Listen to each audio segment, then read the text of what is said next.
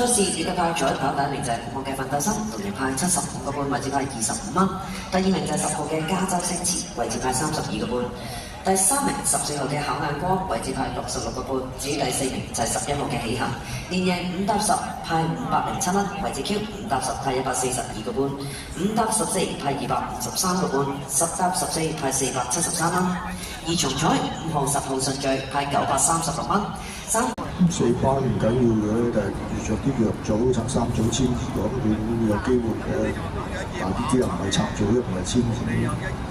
過去真係就始終全組嗰兩都係爭少少啊，開局組自己信心大啲。好啦，榮利雙收。咁呢個路程上次入咗個冷 Q 啦，輸俾3號出人火悟空，咁個賽績都 OK 嘅，喺4班嚟計。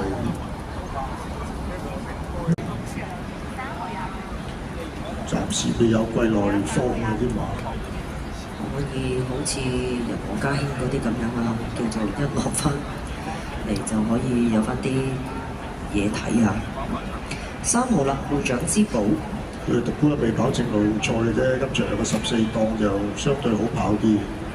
其實一馬有時會有啲厚嘅，咁但係偏偏咧黃寶利其實搞得佢掂喎，真係。雲玉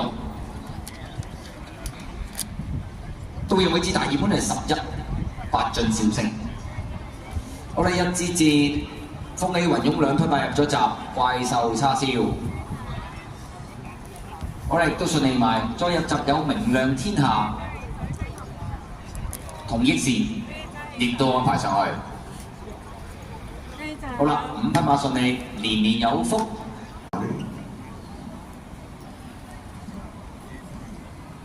即係佢啲如果有內在冇事嘅，咁啊直路基本上都成日都打一段好好睇嘅飛嘅。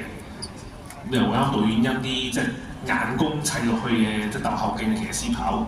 呢場有無速嘅有權贏嘅，如果佢冇事嘅，即係有時又真係衝下又失下左下咁樣，都幾多意外啊！呢隻雙贏。即係我根本佢。